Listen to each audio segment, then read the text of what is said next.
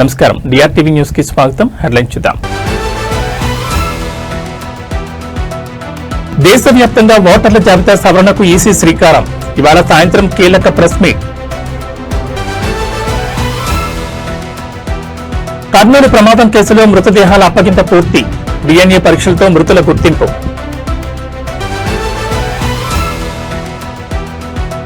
Montha తుఫాన్ effect, సముద్ర తీరంలో ఎగసిపడుతున్న అలలు.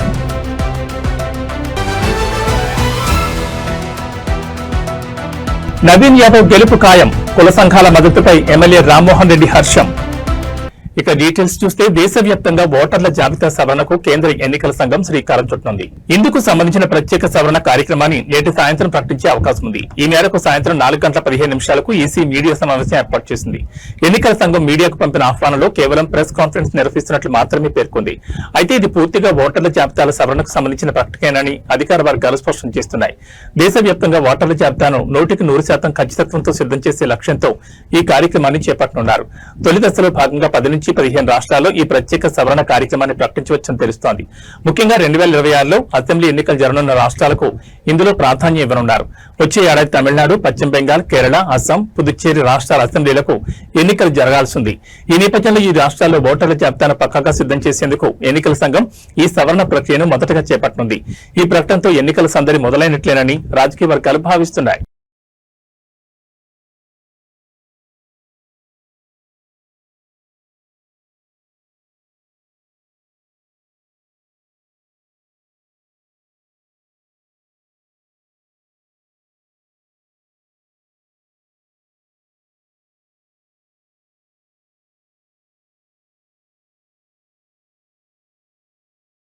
కర్నూలు బస్సు ప్రమాదం కేసులో గుర్తుపట్టలేనంత భయానక స్థితిలో మృతుల శరీరాలు దెబ్బతిన్నాయి.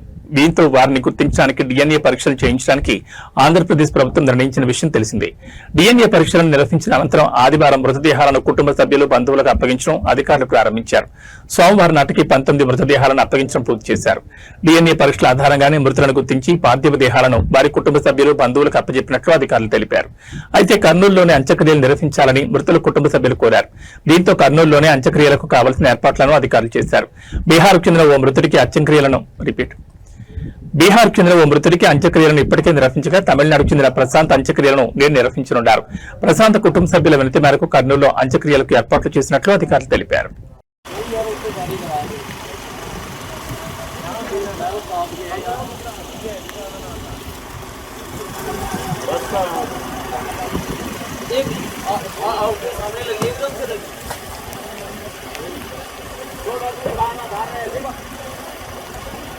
गाड़ी का टिकट वाला क्या है ना, ये गाड़ी एकदम कुछ प्रॉब्लम आ जाए इसके जो नहीं पूछते हैं कोई तो प्रॉब्लम है स्लीपर का।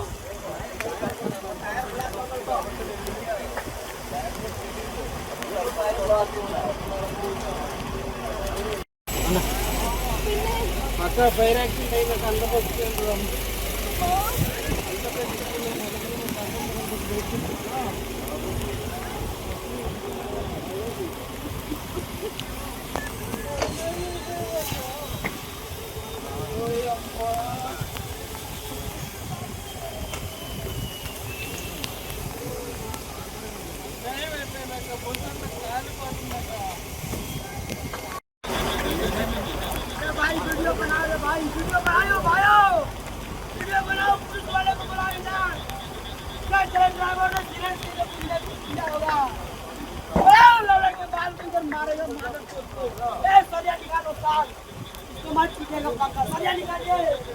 हम लोग का ये जान लेने वाला तो पापा ये जान ले लो, इसको पापा साथ नहीं याद लेने वाला गाड़ी नहीं चलेगा।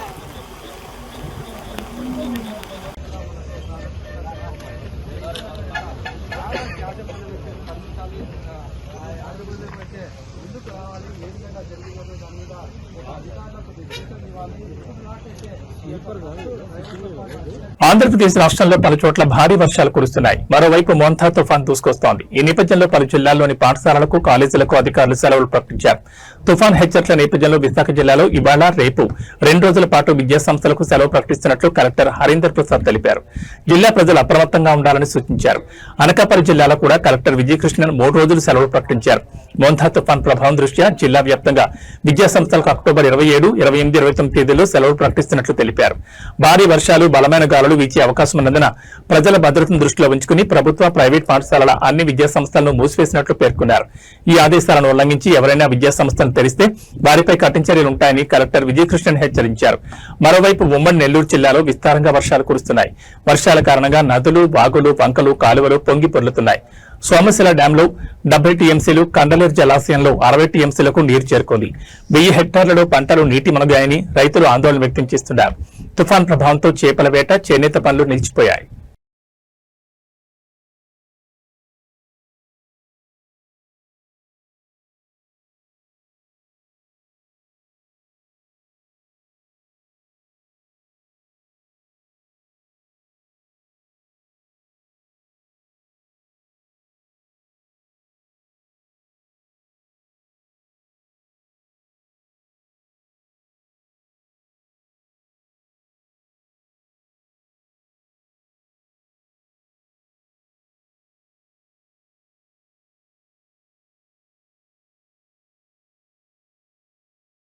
ఎంతో ప్రతిష్టాత్మకంగా హోరాహోరీగా జరిగిన హైదరాబాద్ ప్రెస్ క్లబ్ కార్యవర్గ ఎన్నికల్లో టీయూడబ్ల్యూజే మద్దతుతో పోటీ చేసిన ఫ్రెండ్స్ ప్యానెల్ అఖండ మెజార్టీతో ఘన విజయం సాధించింది. ఈ సందర్భంగా తెలంగాణ రాష్ట్ర వర్కింగ్ జర్నలిస్టుల సంఘం రాష్ట్ర అధ్యక్షులు కె విరహతాలి మీడియాతో మాట్లాడుతూ విషసర్పాలన్నీ ఏకమై ఎన్ని కుట్రలు, కుతంత్రాలు పనిన చారిత్రాత్మక తీర్పుతో చెంపపెట్టలేని సమాధానం చెప్పి ఫ్రెండ్స్ ప్యానెల్ మొత్తాన్ని అనూహ్య మెజార్టీతో గెలుచుకుని టీయూడబ్ల్యూజే పట్ల ఉన్న విశ్వాసాన్ని, అభిమానాన్ని చాటుకున్న హైదరాబాద్ జర్నలిస్టులకు ఆయన హృదయపూర్వక కృతజ్ఞతలు తెలిపారు. ప్రెస్ క్లబ్ సభ్యుల విశ్వాసాన్ని వమ్ము చేయకుండా వారి రుణాన్ని తీర్చుకోవడానికి నిరంతర కృషి చేస్తామని విరహతాలి భరోసా ఇచ్చారు.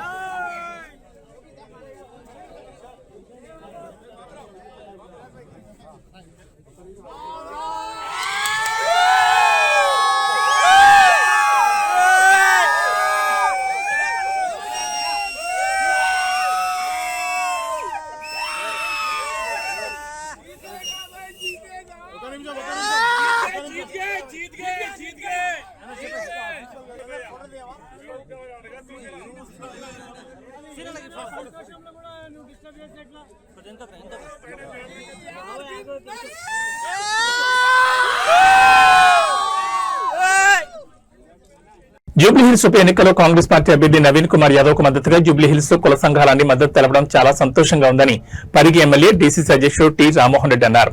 జూబ్లీహిల్స్ ఎన్నికల ప్రచార కార్యక్రమంలో భాగంగా ఎన్నికల ప్రచారం నిర్వహించే ముందు శ్రీ వెంకటేశ్వర స్వామి దేవాలయంలో పక్కనే ఉన్న దర్గాను పూజించి ప్రత్యేక పూజలు, ప్రార్థనలు చేసి ప్రచార కార్యక్రమాన్ని ప్రారంభించారు. మంత్రి వివేక్ తో కలిసి జూబ్లీహిల్స్ లోని నాయకులతో, కార్యకర్తలతో, కాలనీ వాసులతో, ఆయా కుల సంఘాల నాయకులతో సమావేశాలు నిర్వహించి ప్రభుత్వం అమలు చేస్తున్న సంక్షేమ పథకాలు, బీసీ రిజర్వేషన్ల విషయంలో ప్రభుత్వం చిత్తశుద్ధిగా ఉందన్న విషయాన్ని తెలియజేశారు.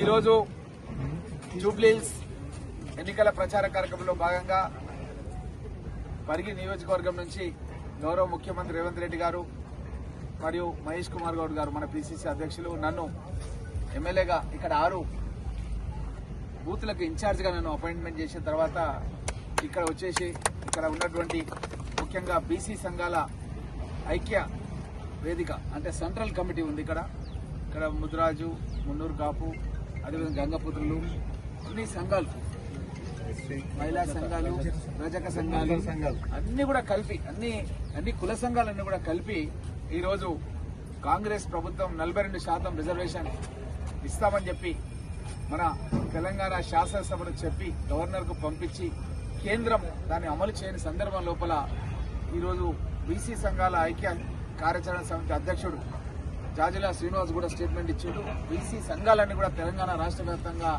జూబ్లీహిల్స్ ఎన్నికల్లో ప్రచారం చేయాలని చెప్పి కూడా ఈరోజు అన్ని పత్రికల్లో కూడా స్టేట్మెంట్ ఇవ్వడం జరిగింది. దానికి స్పందనగా కుల సంఘాలన్నీ కూడా ఈరోజు జూబ్లీహిల్స్ నియోజకవర్గంలో కాంగ్రెస్ పార్టీకి మద్దతు తెలపడం చాలా సంతోషంగా ఉంది. ఎందుకంటే కాంగ్రెస్ పార్టీ మన దేశానికి స్వాతంత్రం ఇచ్చింది, తెలంగాణ రాష్ట్రాన్ని ఇచ్చింది. ఈ రోజు మన హైదరాబాద్ చుట్టూ ఉన్నటువంటి राम मोहन रेड्डी साहब एक एजुकेशनिस्ट है, आपके मेडिकल कॉलेजेस है, आपके इंजीनियरिंग कॉलेजेस है, आपके फार्मेसी कॉलेजेस है, बहुत ही मशहूर और मारूफ शख्सियत है और हर की आपकी खायर। मैं उनसे गुजारिश करता हूँ कि वो आपको मुखातिब करें। पार्लियामेंट कॉलोनी में आज मोइन भाई का दरखने और शाकिर भाई और हमारे मिनिस्टर साहब विवेक जी और निजाम भाई और आपको मिलेगा बहुत खुशी है मेरे को, क्योंकि कांग्रेस पार्टी की तरफ से हमारे पीसीसी प्रेसिडेंट महेश कुमार गौड़ जी, हमारे चीफ मिनिस्टर रेवंत रेड्डी जी हमारे को इधर शेखपेट डिवीजन में काम करने के वास्ते हमको आदेश दे चुका है। मेरा घर बगल में ही रहता, तो विवेक भाई साहब मेरे को चुनिए यहीं रहता बोल के मेरा नाम टिक कर दिया हूँ, इनको यहीं रख दो बोल के। तो मैं मणिकोटा में रहता हूँ, तो ना आप कभी भी आ सकते हैं। मैं हलमार्ग पाम ब्रिज में 8 नंबर विला है मेरा, यहीं रहता हूँ। 5 मिनट का रास्ता है मेरे यहाँ से, तो कभी भी कुछ भी काम है आप आ सकते हैं। जैसा निजाम भाई बोले, मेरा मेडिकल कॉलेज पटनचेरू में है और 1000 बेड की हॉस्पिटल है, ट्रीटमेंट चलते रहते हैं। कोई गरीब लोगों को ट्रीटमेंट चाहिए, कुछ भी है फ्री में ट्रीटमेंट करेंगे। और यहाँ का जो डेवलपमेंट के बारे में अभी तो विवेक भाई साहब इंचार्ज लेने के बाद వికారాబాద్ జిల్లా తాండూరులోని ప్రభుత్వ మాతా శిశు ఆరోగ్య కేంద్రంలో విషాదం చోటు చేసుకుంది. బంటారం మండలం ఎన్నారం గ్రామానికి చెందిన రజిత అనే బాలింత ఆసుపత్రిలో మృతి చెందింది. నిన్న మధ్యాహ్నం ఆసుపత్రిలో డెలివరీ కోసం చేరిన రజిత పాపకు జన్మనిచ్చింది. అయితే రాత్రికి ఆమె మృతి చెందింది. రజిత మృతికి వైద్యుల నిర్లక్ష్యమే కారణమని ఆరోపిస్తూ మృతురాలి భర్త ఆనంద్ మరియు ఇతర కుటుంబ సభ్యులు ఆసుపత్రి ఎదుట తీవ్ర ఆందోళన వ్యక్తం చేశారు. వైద్యులపై చర్యలు తీసుకోవాలని వారు డిమాండ్ చేశారు. ఈ ఘటనతో ఆసుపత్రి వద్ద ఉద్రిక్త పరిస్థితి నెలకొంది. పోలీసులు అక్కడికి చేరుకుని ఆందోళనకారులతో చర్చించి పరిస్థితిని అదుపులోకి తెచ్చే ప్రయత్నం చేస్తున్నారు.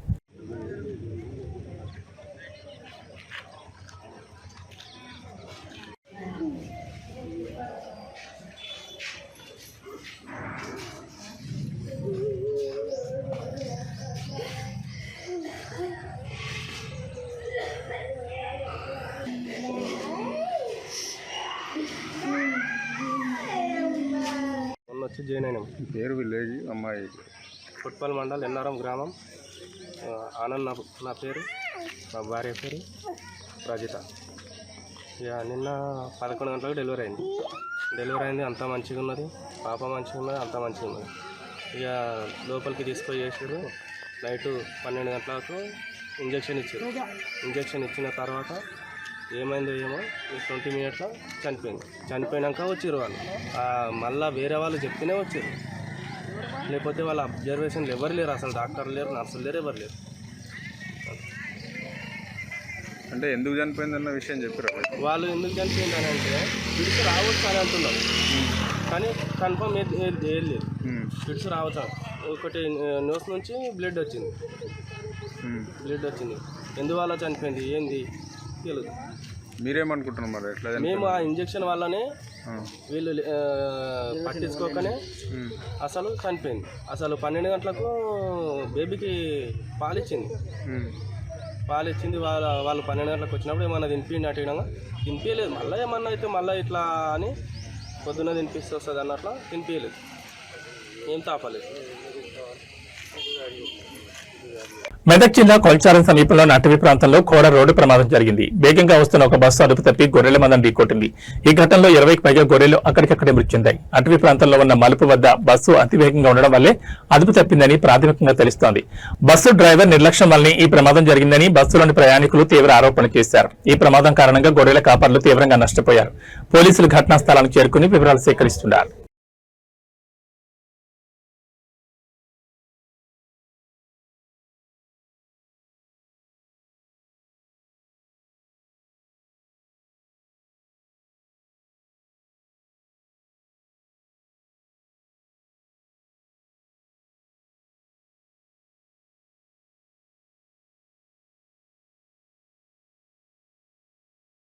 మేడ్చల్ జిల్లా పోచారం మున్సిపాలిటీ పరిధిలోని అనుజిగూడలో ఉన్న అయ్యప్ప దేవాలయం ప్రాంగణం నేడు ఇక్కడ సందడి వాతావరణం నెలకొంది. నీలిమ హాస్పిటల్స్ జోడిమెట్ల వారి ఆధ్వర్యంలో ఇక్కడ భారీ ఉచిత వైద్య సేవలు నిర్వహించారు. ఈ శిబిరంలో దాదాపు 500 మంది రిజిస్ట్రేషన్ చేయించుకుని వైద్య సేవలను వినియోగించుకున్నారు. నిర్వాహకులు తెలిపిన వివరాల ప్రకారం ఈ క్యాంపులో అన్ని రకాల వైద్య సేవలు ఉచితంగా అందించారు. ముఖ్యంగా బీపీ, షుగర్, థైరాయిడ్ వంటి పలు రకాల రక్త పరీక్షలు ఉచితంగా నిర్వహించారు. అంతేకాకుండా గర్భిణీ స్త్రీలకు ప్రతి నెలా పరీక్షలు నిర్వహించి తగిన సలహాలు ఇవ్వడం జరిగింది. రోగులకు అవసరమైన మందులు కూడా ఉచితంగా పంపిణీ చేశారు. ఈ సందర్భంగా మాజీ చైర్మన్ బోయపల్లి కొండలరెడ్డి మాట్లాడుతూ పోచారం మున్సిపాలిటీ పరిధిలో ప్రతి ఆదివారం ఉచిత హెల్త్ క్యాంపులు నిర్వహిస్తూ ప్రజలకు అండగా నిలుస్తున్న డాక్టర్ పల్లారెడ్డి, పల్లా రాజేశ్వరరెడ్డికి ప్రత్యేక ధన్యవాదాలు తెలిపారు.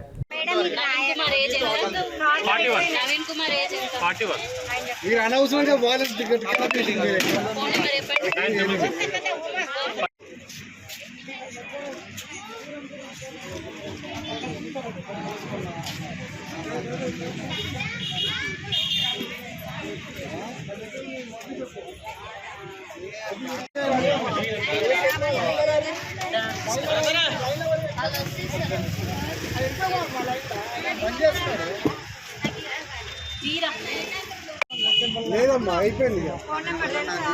పొద్దు నుంచి ముగ్గురున్నా మీతో పాటు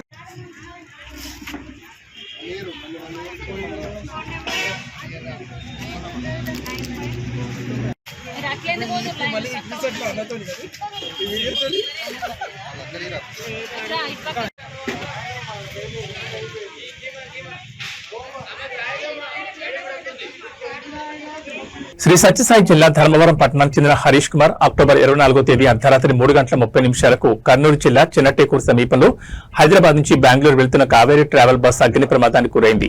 అదే సమయంలో హైదరాబాద్ నుంచి ధర్మవరం కారులో వస్తున్న యువకుడు హరీష్ కుమార్ ప్రాణాలకు తెగించి 10 మందిని కాపాడాడు. 300 మీటర్ల దూరం నుంచి బస్సు ప్రమాదఘట్టం గమనించిన హరీష్ పరుగులు తీశాడు. రాత్రితో బస్సు అద్దాలు ధ్వంసం చేసి 10 మందికి జీవం పోశాడు. మంటల్లో మునిగిన బస్సు నుంచి బయటపడిన ప్రయాణికులు కన్నీరు ప్రాణాలు కాపాడిన హరీష్ కు అభినందనలు వెల్లువ కురుస్తోంది. బస్సు మంటల్లో పూర్తిగా కాలిపోతున్న 10 మంది ప్రాణాలను రక్షించాడు. కనురెప్పలోని సాహసం చేసి బస్సు అద్దాలు పగలగొట్టి మంటల మధ్య మానవత్వంతో బస్సులోని ప్రయాణికులను కాపాడాడు. బస్సు మంటల్లో కాలుతున్నప్పుడు ధైర్య సాహసాలు చేసి మంటల్లో చిక్కుకున్న ప్రయాణికులను కాపాడి కర్నూలు ప్రభుత్వ హాస్పిటల్కి తరలించారు. హరీష్ చేసిన సాహసం ఇప్పుడు అందరికీ స్ఫూర్తిదాయకం. వైద్య ఆరోగ్య శాఖ మంత్రి సత్యకుమార్ యాదవ్ చేతుల మీదుగా సన్మానం అందుకోబోతున్నారు. నమస్కారం, నా పేరు హరీష్ కుమార్. నేను నా ఫ్రెండ్స్ మణిదీప్, జ్ఞానేంద్ర, వంశీ అని నలుగురు హైదరాబాద్కి వెళ్ళాం. పని మీద వాళ్ళ నా friend Manideep office Hyderabad. So తన కోసం మన హైదరాబాద్ బస్కి వెళ్దామని. యాక్చువల్లీ బస్సు వద్దురా, నాకు ఎందుకు రిస్క్, నేను రాను, వెళ్దాం, ఇప్పుడు రాను పోవడానికి అంత ఖర్చు అవుతుంది నలుగురు బట్టి, సరే కార్కి వెళ్దామని చెప్పి కారు తీసాము. సో రిటర్న్లో మేము అక్కడ 9:30కి స్టార్ట్ అయ్యాము హైదరాబాద్లో, మాదాపూర్లో. రిటర్న్లో వస్తూ కర్నూలు దగ్గర మేము ఒక 1 అవర్ బ్రేక్ తీసుకున్నాం. 1 అవర్ దాదాపు బ్రేక్ తీసుకున్నాం అనమాట, లంచ్కి అన్నిటికీ కలిపి అందువేలో. సో కర్నూలు దాటంగానే వర్షం స్టార్ట్ అయిపోయింది, చాలా వర్షం పడింది. అసలు రోడ్ విజిబిలిటీ లేదు, తక్కువ ఉంది. సో నాకు ఎందుకో నేను మామూలుగా వెహికల్ టు వెహికల్ ఒక 1 కిలోమీటర్ గ్యాప్ పెట్టుకుంటాను రోడ్ విజిబిలిటీ తక్కువ ఉంటే. సో 1 కిలోమీటర్కి మా ఫ్రెండ్స్ అప్పుడే 10 నిమిషాల కిందటే మేము టీ బ్రేక్ ఆపాం కాబట్టి బండి స్లోగా వెళ్తున్నాం. సరే ఏముంది అర్జెంట్ అన్నట్టు స్లోగా వెళ్తూ మాట్లాడుతుంటూ వస్తున్నాము. మా ఫ్రెండ్ చెప్పాడు అనమాట, అరే బస్సు ఆగినట్టుంది, స్లో పో అన్నాడు. అది 1 కిలోమీటర్ కాస్త 300 మీటర్ వరకు వచ్చేసింది బండి, అంత దగ్గరికి వచ్చేసాం. కానీ బస్సు పోవట్లా. ఎందుకు డౌట్ వచ్చి మేము కార్ ఆపేసాం, ఎందుకైనా మంచిది అంటే రోడ్డు కనపడట్లేదు, అటుపక్కకి ఏమైనా పోదామంటే ఏమైనా ఉందేమో అని చెప్పి మేము పోవట్లేదు. సో అప్పటికి మా ఫ్రెండ్ ఉండి చూద్దామని చెప్పి దిగుతుంటే అటుపక్క మాకు కొంచెం దూరంలో వాకబుల్ డిస్టెన్స్లోనే ఒక డెడ్ బాడీ కనపడింది. సో ఏంటి బాడీ అని చూస్తే మేమేమనుకున్నాం, ఫస్ట్ బస్సులో నుంచి కింద పడ్డాడేమో అనుకున్నాం. బస్సులో నుంచి కింద పడ్డాము, సరే బస్సులో చెప్తామని వెళ్తున్నాం. అప్పటికే ఆ అబ్బాయి చనిపోయాడంట. మా ఫ్రెండ్ చూసి అరే చనిపోయాడు లేడు అని చూసి బస్సు వాళ్ళకి చెప్తామని కొంచెం పరిగెడుతున్నా. అప్పటికే నేను కొంచెం దగ్గరికి వెళ్ళగానే లైటింగ్ అది కనపడింది, కానీ మంటల లైటింగ్ అని అనుకోలేదు నేను. యాక్చువల్లీ ఏంటంటే బస్సుకు ఉంటుంది ఎల్లో లైట్స్, పవర్ ఎక్కువ ఉంటుంది కాబట్టి నేను ఆ లైట్స్ ఈ వర్షం నీళ్ళు కూడా ఎగురుతున్నాయి ఆ చినుకులు అదంతా. సో ఆ లైటింగ్ అలా ఉంది అనుకున్నా, కానీ ఇంకొంచెం దగ్గరికి చూస్తే మంటలు వస్తున్నాయి అప్పటికే. సో ఎక్కడ బస్సు కింద నుంచి మొదటి భాగం ఫ్రంట్ భాగం డ్రైవర్ క్యాబిన్ అని అనుకుంటున్నాయి. డ్రైవర్ మనం కాలిపోతున్నా అట్లా చూస్తే డ్రైవర్ అక్కడ ఎవరు లేరు, దూరం చూసినా అక్కడ ఎవరు లేరు. సరే ఓపెన్ చేద్దామని చూసాం, కానీ బట్ అప్పటికే మంటలు వచ్చేసి అది ఇంకోటి ఆ బస్కి వచ్చి బయట నుంచి డ్రైవర్ తీయడానికి ఏం లేదు, లోపల నుంచి తీయాలి, బటన్ కొడితేనే ఓపెన్ అయ్యేలాగా సిస్టమ్ అది. సో బటన్స్ అన్ని స్టీరింగ్ మొత్తం అక్కడంతా కాలిపోతుంది అప్పటికే మొత్తం అంతా. సో బస్సుకి అప్పుడు పొగలంటే బస్సులన్నీ వచ్చేసి నా కారు గుర్తుపట్టలేదు ఎక్కడ ఉందనేది. సో అప్పటికే సిచ్యువేషన్ చేసి దాటిపోయింది. ఈ గ్లాస్ ఎవడైతే నా ఫ్రెండ్ అందరం కలిసి పగలగొట్టామో మేము నలుగురు ఉన్నాం, మేము నాతో పాటు ఇంకో ముగ్గురు ఉండాలి నా ఫ్రెండ్స్. సో వాళ్ళు కూడా అటుపక్క ఎవరో దుంకేశారు. అప్పటికే ఆ పాపను ఎవరో బాగా పట్టుకున్నారు, మా ఫ్రెండ్స్ పట్టుకున్నారు. సో వాళ్ళందరినీ రోడ్ షిఫ్ట్ చేయించాం అటుపక్కకి. అంటే ఇటుపక్క బస్సెస్ వెహికల్స్ వచ్చేసాయి పెడతాను ఆ టెన్షన్తో మేము అటుపక్క తీసుకెళ్ళాం. అప్పటికి మంటలు చేసి అటుపక్క ఫ్రంట్ భాగం కాలుతుంది కాబట్టి అటుపక్క వచ్చే వెహికల్స్ అని ఆపేసి ఏం జరుగుతుందని ఆపేసి. సో అటుపక్క ట్రాఫిక్ లేదు. సో మేమంతా షిఫ్ట్ చేసాం అనమాట. ఈ సిచ్యువేషన్లో అప్పటికి కిలోమీటర్ల వరకు బ్లాక్ అయిపోయింది రోడ్డు. సో ఈ మన సైడ్ ఈ సైడ్ రావాల్సిన వెహికల్స్ కూడా రైట్ సైడ్లో రాంగ్ రూట్లోకి వచ్చేసాయి. సో అప్పటికే ట్రాఫిక్ అంతా నిండిపోయింది, మస్తు అయిపోయింది ట్రాఫిక్ అంతా. సో నేను వెంటనే అప్పటికే నేను జాకీ కోసం వెళ్ళినప్పటికీ బస్సు బ్లాస్ట్ అయిపోయింది. ఎక్కడ ఇన్సైడ్ బ్లాస్ట్ అయింది, బస్సు లోపల బ్లాస్ట్ అయింది. బస్సు లోపల బ్లాస్ట్ అవ్వడం వల్ల నేను లోపల అరుపులు వినపడతానే కానీ అది లైక్ కాపాడమని అరుపులో లేకపోతే కాలిపోతున్న అరుపులో నాకు అర్థం కావట్లేదు. బస్సు ఆ సౌండ్ కానీ నాకు ఈ మంట సౌండ్ ఎక్కువైపోయింది నాకు. సో నేను దగ్గరికి పోవడం కాకుండా ఈలోపు ఎవరైనా అంబులెన్స్కి ఫోన్ చేశారని గట్టిగా అరిచినా ఎవరికైనా చేశారంటే ఎవరు ఏం పలకలేదు. వెహికల్స్ అంటే కిలోమీటర్ వరకు ఆగిపోయింది. ఇటువైపు కూడా ఎవరు అడ్డం తీయలేకపోతున్నారు. కానీ చాలా కొన్ని వెహికల్స్ చిన్న వెహికల్స్ అన్ని పక్క చెట్లలోకి మళ్ళీ ఇచ్చేసాము. ఈ గ్యాప్లో అటుపక్క ఉండే వెహికల్ అప్పటికే కరెక్ట్ ఆ టైంలో హైమారెడ్డి అనే లేడీ వచ్చింది. సో ఆమె అప్పుడు వాళ్ళ కార్స్ కొన్ని క్లియర్ చేసి బస్సుని ట్రక్కులు కొంచెం ముందుకు పంపించేసి ఆ ఒక వెహికల్ ముందుకు పిలిచామన్నమాట. ఆ వెహికల్ ముందుకు వస్తే దాంట్లో ఇద్దరు ఉన్నారు దాంట్లో. సో ఆయన ఎవరు అదే ఇట్లా ఆంజనేయ స్వామి కలది అది డ్రెస్ అది వేసుకున్నాడు ఆయన. సో నాకు గుర్తులేదు, మళ్ళీ చూసి చెప్తున్నాను నేను. ఆయన్ని అడిగాము, ఇట్లా మా ఫ్రెండ్స్ అడిగారండి ఇట్లా పిలిచబోతారా అంటే సరే మనం పిలిచిపోయారు. ఎవరు ఒక చిన్న బాబు బేబీను వాళ్ళ మదర్ని ఇంకొక ఇద్దరిని. ఆ ఇద్దరులో ఒక జీప్ బయటకు వెళ్తున్నాయి. అంటే బయట అద్దాలనే వెళ్తున్నాయి, అద్దాలు పగిలి వీళ్ళు మీకు పంపిస్తున్నాను అన్నీ దగ్గర ఉన్నాయి. సో ఇంకా ఎవరు ధైర్యం చేయలేదు. ఒకవేళ నేను వెళ్దామన్నా ముందు సైడ్ నుంచి వెళ్ళి ఏమైనా చేద్దామన్నా కూడా మా ఫ్రెండ్స్ ఎవరు నన్ను పంపిణీ కాలేకపోద్దు. ఇప్పుడు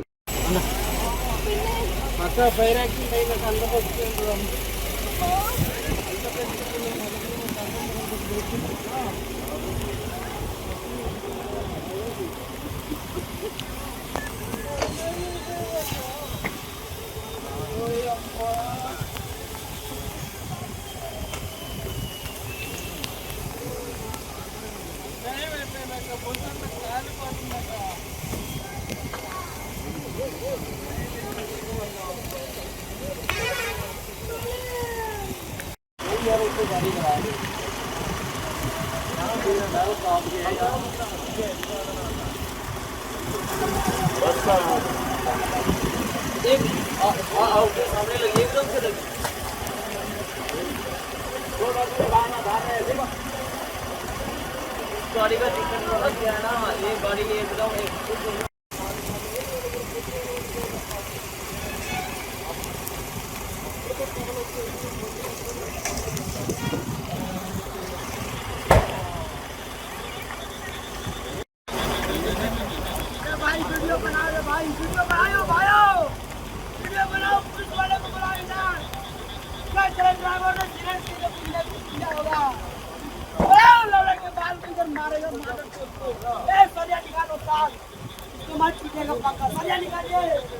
हम लोग का ये जान लेने वाला तो पक्का ये जान ले लो, इसको पता था कि नहीं आप लेने वाला गाड़ी నకిలీ మద్యం కేసులో తనపై వస్తున్న ఆరోపణలు ఖండిస్తూ వైసీపీ నేత మాజీ మంత్రి జోగి రమేష్ విజయవాడలోని కనకదుర్గం ఆలయంలో సత్య ప్రమాణం చేసి తన నిర్దోషిత్వాన్ని నిరూపించుకునే ప్రయత్నం చేశారు. కుటుంబ సభ్యులతో కలిసి ఇంద్రకీలాద్రికి చేరుకున్న ఆయన ఘాట్ రోడ్ ప్రవేశ ద్వారం వద్ద చేతిలో దీపం వెలిగించి ఈ కేసుతో తనకు ఎలాంటి సంబంధం లేదని స్పష్టం చేశారు. ఈ సందర్భంగా జోగి రమేష్ మాట్లాడుతూ నా వ్యక్తిత్వంపై నింద వేశారు, నా మనసును గాయపరిచారు. అందుకే కుటుంబంతో సహా వచ్చి ఏ తప్పు చేయలేదని అమ్మవారి ఎదుట నిండు మనసుతో ప్రమాణం చేశాను. నా కుటుంబాన్ని అవమానించిన వారికి అమ్మవారు మంచి బుద్ధి ప్రసాదించాలని అన్నారు. గతంలో తాను చెప్పినట్లే తిరుపతి వెంకన్న బెజవాడ దుర్గమ్మపై ప్రమాణానికి కట్టుబడి ఉన్నానని, అందులో భాగంగానే ఇప్పుడు ప్రమాణం చేస్తానని తెలిపారు. నకిలీ మద్యం కేసులో narco analysis, lie detector test లో కూడా తాను సిద్ధంగా ఉన్నానని పునరుద్ఘాటించారు. ఈ వ్యవహారంలో ముఖ్యమంత్రి చంద్రబాబు, మంత్రి నారా లోకేష్ ఇప్పుడు ఏం సమాధానం చెప్తారని ఆయన ప్రశ్నించారు. నాపై తప్పుడు ఆరోపణలు చేసిన వారు సత్య ప్రమాణానికి సిద్ధమా? కనీసం లై డిటెక్టర్ టెస్ట్ కైనా వచ్చి దమ్ముందా? కనకదుర్గమ్మ సాక్షిగా నేను తప్పు చేసినట్టు నిరూపించాలని సవాల్ విసిరారు. తిరుమల రమ్మనడిగా, అమ్మ కనకదుర్గమ్మ దగ్గర రమ్మనడిగా, లేదు కాదు పోవాలంటే నేను ఇంటికి వస్తానని చెప్పా, లేదు అంటే లైట్ డిటెక్టర్ టెస్ట్కి రెడీ అని చెప్పేసా, లేదు అంటే నార్కో ఎనాలిసిస్ టెస్ట్కైనా రెడీ అని చెప్పేసా. ఈరోజు దేనికి కూడా స్పందన లేని ఈ ముఖ్యమంత్రి కొడుకు మీరు చూశారు. వీళ్ళే కాదు ఈ శాఖ మంత్రి వచ్చినా, ఏది ఎక్సైజ్ శాఖ మంత్రి వచ్చినా, చిక్ అధికారులు వచ్చినా ప్రమాణం చేయడానికి జోగి రమేష్ ఎప్పుడైనా సిద్ధంగా ఉన్నాడు అని చెప్పేసి అమ్మవారి సాక్షి. ఏ తప్పు చేయని జోగి రమేష్ని నిందపాలు చేశారు. మీరే వచ్చి అమ్మవారి సాక్షిగా జోగి రమేష్ మీద మేము తప్పుడు మాటలు మాట్లాడామని చెప్పమని చెప్పేసి మీడియా మిత్రుల సాక్షిగా అడుగుతా ఉన్నా. నేను అమ్మవారి ఎదుట ప్రమాణం చేసి మీడియా మిత్రుల సాక్షిగా రాష్ట్ర ప్రజలందరికీ కూడా నేను జోగి రమేష్ నిబద్ధత, విలువలు, విశ్వసనీయత, నా హృదయాన్ని గాయపరిచిన వ్యక్తులని అమ్మవారు వారికి ముట్టికాయలు వేసి వారికి ఇటువంటి తప్పుడు ప్రచారాలు చేయొద్దని చెప్పేసి మీడియా మిత్రుల ద్వారా విజ్ఞప్తి చేస్తూ మీ అందరూ కూడా నా భావాన్ని, నా హృదయాన్ని ఒక్కసారి రాష్ట్ర ప్రజలకి తెలియజెప్పాలని చెప్పేసి ఈ ప్రభుత్వాన్ని పాలించే ముఖ్యమంత్రి చంద్రబాబు, ముఖ్యమంత్రి తనయుడు లోకేష్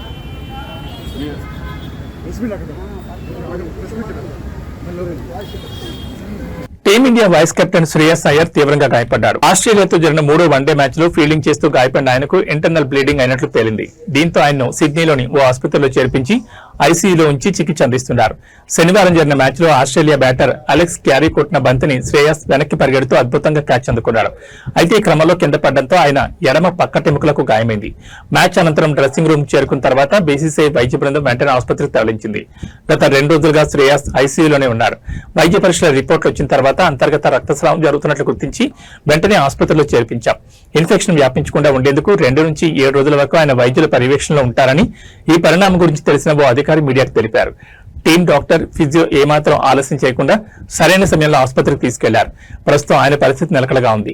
కానీ ఇది ప్రాణాంతకంగా మారే ప్రమాదం కూడా ఉండేది. శ్రేయస్ మానసికంగా చాలా ధైర్యవంతుడు, త్వరలోనే కోలుకుంటాడని ఆయన వివరించారు.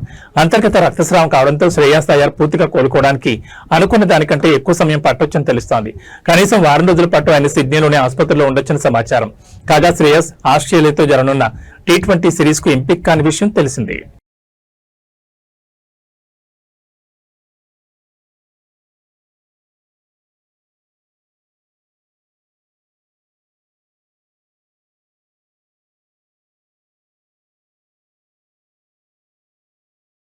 ఏబీ బులెటిన్ విశేషాలు మరో బులెటిన్లో మళ్ళీ కలుసుకుందాం. నమస్కారం.